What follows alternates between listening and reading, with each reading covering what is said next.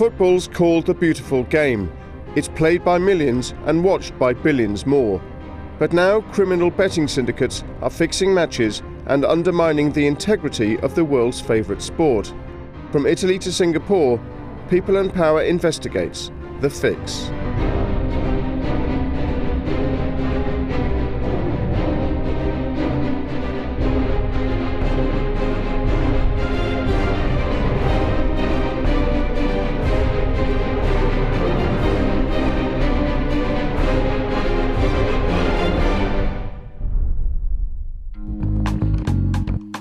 It's easy to see why football is the world's most popular sport.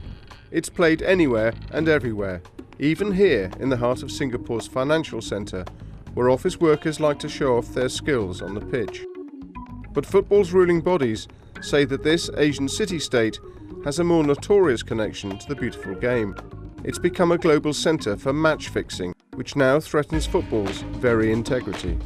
There are 60 countries who FIFA is supposedly looking at investigating for match-fixing manipulations.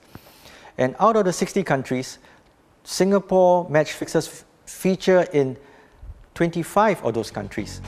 In the Malay language, the word for match fixing is Keelong, and Singapore is the home of the Keelong Kings, a powerful criminal syndicate capable of influencing matches worldwide at every level.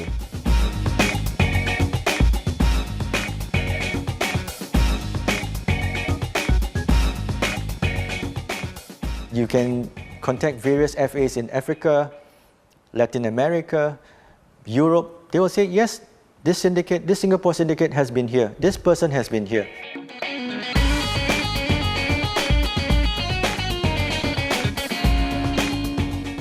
But if investigators are now pointing to the Lion City as home to the fix, the clues that first led them here were first found many thousands of miles away.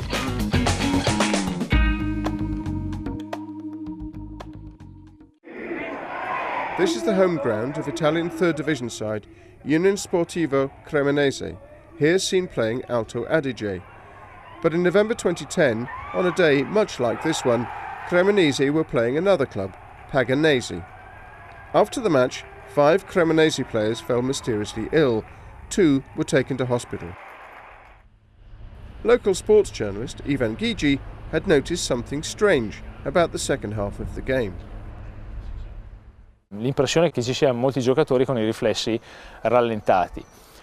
Tanto è vero che a sera, con una telefonata al medico sociale della Cremonese, chiediamo il perché di questi problemi, se effettivamente c'è stato qualcosa, e pubblichiamo 10 righe proprio per spiegare che c'è stato un giallo, una sorta di malessere che ha coinvolto alcuni giocatori. The club reported the incident to the authorities and Italian state investigators were called in. Trascorrono i mesi ed emerge appunto dalle carte processuali che alcuni giocatori della Cremonese erano stati avvelenati, ossia a loro insaputa avevano ingerito il Minias, un potente sedativo, probabilmente bevendo dal tè o dall'acqua. Police focused their attention on the squad's goalkeeper, Marco Paolini, whom had been behaving suspiciously on the pitch. Their inquiry soon established that the Cremonese keeper had been paid to fix the match. But by listening into Paolini's telephone conversations, the investigators realised he was only a small cog in a big machine. In fact, they'd stumbled upon a match-fixing syndicate with connections in several Italian football clubs, even in the top league, the Serie A. L'impressione che mi sono fatto io è che Paoloni sia stato proprio vittima di un gioco forse più grande di lui e proprio per la sua debolezza ha messo proprio a repentaglio l'intera organizzazione, perché da un suo illecito è scoppiato poi la bomba del calcio scommesse.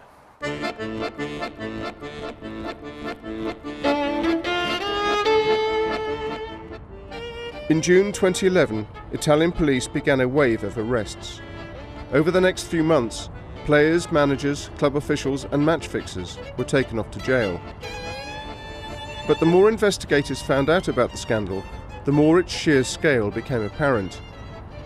To their surprise, they had uncovered a well-organised global match-fixing syndicate with branches in several European countries. We met with Marco Garofalo, a member of the unit that carried out the probe. La finalità dell'organizzazione è quella di avere informazioni sicure, su cui poter scommettere ingenti somme di denaro. Un risultato sicuro. In questo senso il termine match fixing, in termini inglese, specifica benissimo qual è il senso dell'attività illecita di queste organizzazioni, cioè fissare un punteggio, predeterminare il risultato di un incontro. E attorno a questo risultato che l'organizzazione fa convogliare ingenti scommesse che la stessa organizzazione poi ovviamente recupera sui siti, in questo caso parliamo di siti asiatici. The investigators discovered that the syndicate had set up a network of agents to negotiate directly with the players, some of whom had been sucked in because of their personal gambling habits. Si inizia dalle piccole bollette, quelle che si fanno normalmente nella ricevitoria, ma poi neanche ti accorgi magari di entrare a far parte di certi meccanismi, di certi sistemi, perché a volte si è troppo superficiali. Antonio Bellavista was once captain of Bari, a club based on the southern Italian coast. Arrested on June 1st, 2011, he's accused of mediating between corrupt players and the syndicate. Though he's still awaiting trial, he's remarkably frank about how the match fixing worked. Tu Antonio Bellavista, tu Paoloni, non vai a corrompere i giocatori per perdere o vincere o pareggiare. Vedi la classifica, ti rendi conto che quella partita può finire pareggio o che una squadra debba perdere o l'altra debba vincere, vai al punto di riferimento che puoi avere in una squadra o nell'altra e ti metti d'accordo, già che voi dovete pareggiare, questi sono 200.000 euro, l'importante è che pareggiate 2-2. Questo era il modus operandi. The syndicate had a price list of how much they would pay players to fix a game, depending both on the league in which the match was played and on the outcome. Il tariffario oscillava, variavano. Loro magari potevano promettere anche milioni di euro, ma alla fine bisognava vedere se la partita entrava, se si pattuiva, non so, un over 3,5, se era fatto bene, magari 250, 300, 400. Lega Pro partivano dai 40.000 agli 80, e Serie B dai 60 ai 120. Sempre 1.000 euro parliamo. Following the money trail back to its source, police found that the cash used to corrupt players originated in Singapore. It was carried to Italy by special couriers. Abbiamo elementi per ritenere che cospicue somme di denaro siano state trasportate fisicamente in Italia dai cosiddetti money carrier, dai trasportatori di denaro in gergo, per metterli a disposizione evidentemente di calciatori disponibili. Italian police say that this man, Chu Ben Huat, was one of the alleged money couriers. He was caught on security cameras in November 2011, arriving at Milano Malpensa Airport on a flight from Singapore. Chu spent his 6.5-hour stay in a room at the airport's Sheraton Hilton, together with an alleged Hungarian member of the match-fixing syndicate. Then he left to fly back to the Far East. Di sicuro riteniamo che in quell'occasione vi sia stato un passaggio di denaro tra il portatore di denaro singaporiano e l'esponente che poi dopo abbiamo rivelato essere un esponente del gruppo ungherese effettivamente in quel momento storico operativo in Italia. Investigators then began to piece together the hierarchy of the syndicate. At its head was a Singaporean called Tan Seet Eng, also known as Dan Tan. Dan Tan and Chu Ben Huat were identified by Italian police while crossing the border between Italy and Slovenia in 2008. In their car, there were other members of the syndicate as well. Su Tan Seet Eng ci sono state delle convergenze abbastanza significative provenienti da tutti i paesi con i quali noi abbiamo avuto scambi operativi. Sostanzialmente lui era il collettore delle scommesse che provenivano dai paesi dove l'organizzazione aveva i propri emissari, quindi che lui sia a capo di un gruppo criminale che è in grado di veicolare le scommesse è un dato acquisito non solo in Italia, ma ed è una valenza secondo me nostra probatoria anche abbastanza importante in altri paesi europei. The Italian investigation, which is still unfolding, has highlighted a huge problem for football and has put the credibility of the entire sport at stake. FIFA, football's governing body, is trying to fight back through an organisation in Zurich that detects suspicious betting patterns worldwide. Detlev Zanglin is its general manager. As you know, part of the betting markets are totally illegal, and we estimate that the total turnover is about $350 billion.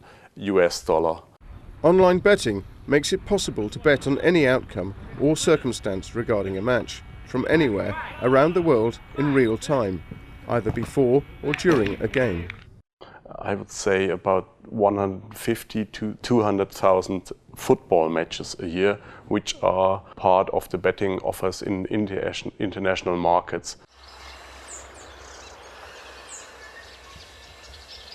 But the early warning system can only do so much. It can track suspicious betting patterns, but it can't identify the beneficiaries of the fix because most online betting operators either don't know who's placing the bets or are reluctant to share the information. The money coming in at the online operators, but you don't know where it's coming from. Is it coming from one agent, from one customer, or is it coming from 1,000 customers? We've heard about organized crime involved in different cases of match fixing. I think the Bochum trial is one of the best examples where you can see that there's a big network behind that.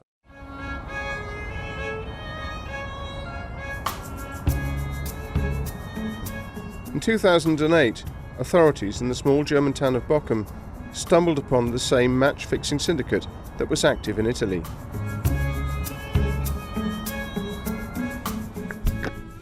Prosecutor Andreas Backman played a leading role in the inquiry.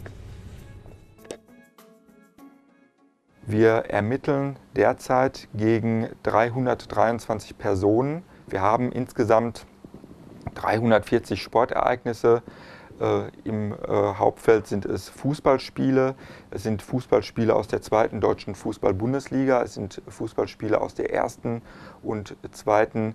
österreichischen Fußball-Bundesliga, wir haben Spiele aus der 2.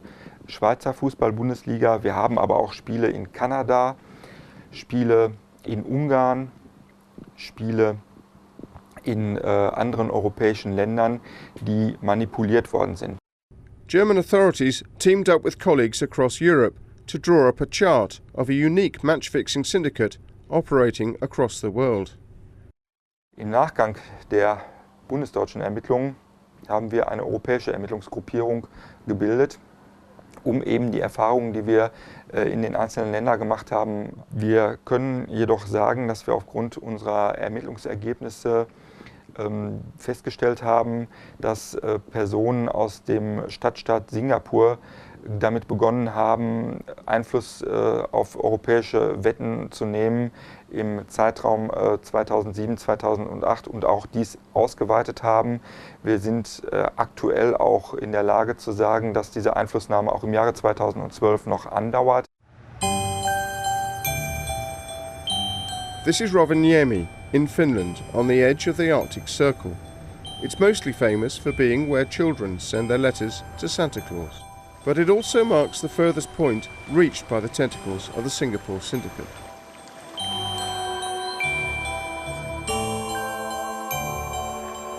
Risto Niva is the president of the ROPS football club, based in Rovaniemi, whose players were convicted for match fixing. We didn't even understood that there's that kind of criminal action globally everywhere. So of course, how you can imagine that this kind of team like ROPS, that they are coming here and doing that money here. We were so naive somehow.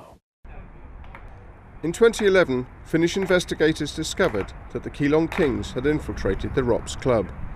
Their inquiries quickly led them to a player called Christopher Masunda, who had recruited 8 of his teammates into a match-fixing scam. Like the other fixers across Europe, the Singapore gang had paid the ROPS players to manipulate the outcome of their matches. They got quite good money. That even one game, that what they fixed was 80,000 euros, so it was almost 10,000 euros per one player. Jukka Lakala is from Finland's National Bureau of Investigation. Kun tämmöinen juttu tuli tutkintaan, niin tuntui tietenkin aika uskomattomalta, että miksi Suomessa tämmöistä niin sanottua lahjoamista tehtäisiin noihin joukkueisiin. Tuli selville, että miksi Suomi on kohdemaana ollut, niin oli se, että Suomessa pelataan kesäisin jalkapalloa, jota tehdään hyvin harvassa muussa maassa. The Finns say that the man behind the fix in Rovaniemi was a Singaporean called Wilson Raj Perumal. He was arrested on a false passport in Helsinki in February 2011 and confessed to the match-fixing scam. Sentenced to 2 years in prison, he's now been extradited to Hungary to face similar charges. It turned out that Perumal has been accused of match-fixing before, making the headlines in September 2010 when the Bahrain Football Association said he'd organised an international friendly match between the Bahrain national team and a fake Togo team. FIFA also investigated the claim, but Wilson Raj Perumal was never officially charged at the time. Se organisaatio, mikä tässä on takana, niin se toimii lähes tämmöisen firman lailla. Ylimpänä tässä firmassa on johtaja, joka määrää lähes kaikesta. Ja hänen alapuolella on tämmöisiä niin sanottuja osakkeenomistajia, shareholders, jotka sitten saavat myös tästä toiminnasta oman tuotonsa sitten siinä suhteessa, miten he tekevät tuottoa tälle firmalle. Näiden osakkaiden alapuolella on lisäksi myös tämmöisiä niin sanottuja käytännön toimijoita sitten, jotka tekevät tämmöisiä käytännön toimia, kuten kuljettavat niitä rahoja, varaavat matkalippuja, varaavat hotelleja. Convinced that he'd been arrested because of a tip-off from one of his associates, Wilson Raj Perumal agreed to cooperate with the Finnish authorities. He sketched out the structure of the syndicate for police and named Tan Siteng, the same Singaporean man identified by Italian police, as the head of a group of 5 shareholders in the scheme, including Perumal himself, from Bulgaria, Hungary, Slovenia and Singapore. The Italian, German and Finnish investigations into the syndicate all now pointed to the lion's city, Singapore.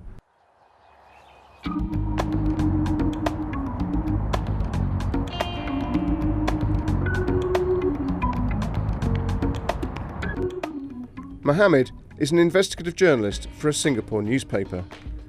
He's received threats after running stories on the Keelong Kings, as local media have dubbed the syndicate, and prefers that his face not be shown. Sometime in September 2010, my editor said that, hey, we've got a story for you. It's a game between Bahrain and Togo. The problem is the Togo team was a fake Togo team, allegedly fake. The whole match was organized by a Singaporean who has a FIFA-approved license. So it started from there. That Singaporean was Wilson Raj Perumal. Wilson belonged to a group where he acted more like a salesman. Yeah, he has a financier. He will go to several financiers and he might say, hey boss, I've got this game coming up. I propose we do this, but I need maybe X amount of dollars from you. Help me out. And when you look at it now, you can see how significant this Wilson Raj Perumal is, because he names other people, other syndicates, other European Eastern Bloc countries which are involved in global match fixing. According to Finnish police, Wilson Raj Perumal's first point of contact with the ROPS football club was through a Singaporean agent called Meganathan Subramaniam, also known as Simon Megadiamond. We went to Simon's home address in Sembawang in the north of Singapore. The people at his apartment gave us his phone number. We called him and he agreed to meet us the next day. Actually, at that point of time, I was looking for a job. Met up with Wilson. So he actually asked me to look out for players anywhere, any part of the world, and ask them whether they would like to join other clubs, where we can put them in to play. Wilson did not let me know that I'm being used. You see, so when this whole thing came, yes, I did receive something like close to 8,000 from him for the players that I introduced. So he said that he got plans for them. So he paid me in breaks, like $1,500, $2,000, as and when. So he told me that it covers. Finnish prosecutors say that through ROPS player Christopher Masunda, Simon Megadiamond was able to fix at least 2 ROPS games in the year 2010. Simon denies being directly implicated, but admits that the players asked him for money that Wilson Raj Perumal had promised them. One point of time, ROPS player Musando, called me and said that he was looking for Wilson because Wilson had to pay them some money for some matches. So I sensed something was wrong because initially this was not part of the plan. So at that point of time, I broke away from this group of people, but I went to tell Wilson that these guys were looking for you with this idea. So he said, "No, okay, I'll go and handle this." We also went looking for Chubend Huat, the alleged money courier identified by Italian prosecutors at Milan airport in November 2011. His office told us that he no longer worked there and that they couldn't provide us with his number. What was his role? Carried a suitcase, meet someone for a few hours in the airport hotel, and then leave again. So when I spoke to Chu Beng Huat, I don't know whether it's the same person or not, this person claims he's never been to Italy at all. And then later he says, I may have been to Italy once to visit my sister. But Italian police recorded 16 suspicious trips to Italy by Chubend Huat between 2009 and 2011. They say he was working directly to the match-fixing syndicate's boss, Tan Sit Eng. The prosecution team in Cremona believe that Tan Sit Eng has coordinated the syndicate's activities in Europe since 2008. Tan Sit Eng is also allegedly responsible for distributing the profits from the syndicate's bets on fixed matches. Although we couldn't interview him, we have made contact with Wilson Raj Perumal, self-proclaimed shareholder of the syndicate, currently detained in Hungary. From prison, he told us that Tan Sit Eng had been running the syndicate since taking over from the former boss in 2008. He added, "Sometime in 2009, Dan Tan fixed the first of many Italian matches. For a Serie A match, the total bet can fetch up to 10 to 15 million euros for a single match. Tan is actively fixing matches. What can FIFA do?" Tan Sit Eng, well, to most European football enthusiasts, I guess he is the cartel boss of one Asian match-fixing syndicate. An average Singaporean lives in a condo, has legitimate businesses, drives a BMW car, one or two. He's a family man. Tan Sit Eng lives in a well-off residential part of Singapore. We thought it was time to ask him about these allegations. Eventually, we managed to evade the tight security at the property and get to his front door. But there was no one at home and we were asked to leave. Later, we tried to reach Dan Tan on the phone, but the person who answered denied knowing him. Sorry, there's nobody there yet. European investigators have also failed to meet Dan Tan. They say that despite the massive evidence they've put together, Singapore's authorities have so far declined to take action. Friends, journalists from overseas, they ask me, when is the Singapore authorities going to arrest people who have been named in worldwide investigations and so on. I disagree that our authorities don't do anything, don't listen. They do. But I'm sure they want to move surely and cautiously to make sure that all the evidence they have are the right ones and they're airtight. It can only be hoped that the European investigations have dealt the Keelong Kings a severe blow, or at the very least disrupted their activities. But despite being named in 2 international arrest warrants, Tan Sit Eng is still at large in Singapore, out of the reach of European police. Other members of the syndicate are also at large. Until they're in custody and facing their allegations in court, football fans worldwide will watch their favourite clubs with a disturbing suspicion that the results have been fixed.